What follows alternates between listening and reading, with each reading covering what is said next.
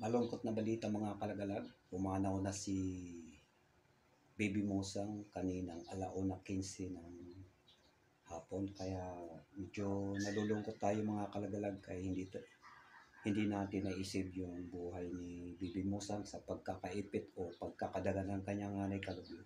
Kaya ito na ngayon yung naging sitwasyon. Wala na yung Baby Musang na sana isi-save natin para makabalik sila sa wild. At yan nga mga kalagalag, gagawa na tayo ng para, at yan nga mga idol, ililibing natin si Baby Musang at dito na lang natin siya ilalagay. Dadali natin siya sa likod bahay at doon na lang tayo maghuhukay para sa kanyang libingan.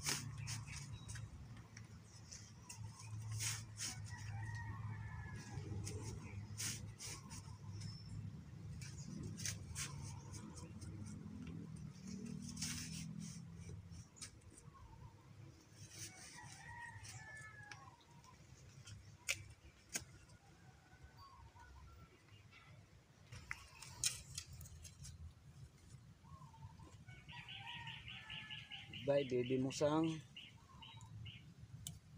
So ito mga idol, bali na-rescue natin yung mag-inang musang sa sa Barcelona, Sorsogon noong November 12. At si Baby Musang ay naging 2 days old lang.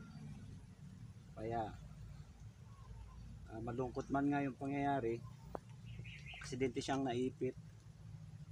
At ngayon nga, ito ay lilibing na natin sa ngayon. Baby Musang, goodbye.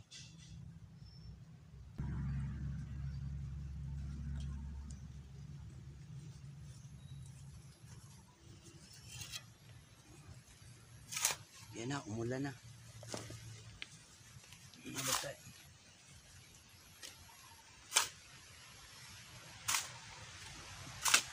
Yan, ulan.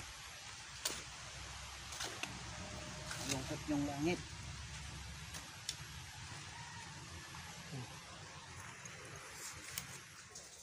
Yan nga mga idol, kaya lilibing ko lang kay Baby Musang at ito si nanay niya, medyo mahina pa rin siya. Ayan siya mga kalagalag, nanghihina yung nanay ni Baby Musang, kaya yan, minomonitor pa rin. Tumawag kami ng nagtawag kami sa mga vet, kaso nakadalawa kaming nakausap. Di sila tumatanggap ng mga ganitong wild na animal na kanilang gagamutin. So kaya dito lang to sa bahay, minomonitor ko lang. Sana nga wala nang baby yung tiyan niya, o kaya yung inulnan ba, para nga itong si nanay ni Baby Musang ay gumaling. At yun, dinidilaan niya yung sugat niya sa paa. Malaki ang sugat niya sa paa, kaya hindi rin siya makatayo ng maayos. Yan yung bali nabitik na paa niya. Sobrang higpit ng lubid at sumampa yung paa niya sa puno, kaya yun, nabaklas. Kumakain na rin siya ng uti mga kalagalag. Binibigyan ko siya ng saging. Ito lang yung pinapakain ko sa kanya. Ito, saging na pakul. Ito mga idol, tanging kinakain niya. Sige, sinusubukan ko lang siya kasi nanghihina talaga siya. Ayaw niya kumain. No? Busog ka? Kain ka, kain. Sige, kain. Dali. Kain na. Kain. Up. Kain na. Dali. Para lumakas. Kain. Kain na. Ayaw. Kain. Kain.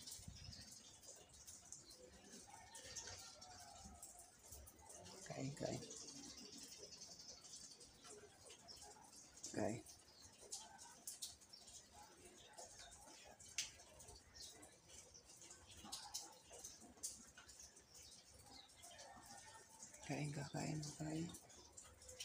So, yun nga, wala na yung baby niya. At oras-oras din nating i-monitor to si mami ni Musang, para masiguro natin na maka-shave din siya at nang maibalik natin siya sa wild. Ayan mga idol, update ko kayo sa mga susunod nating vlog tungkol dito sa ating na-rescue na wild animal sa Barcelona, Sorsogon.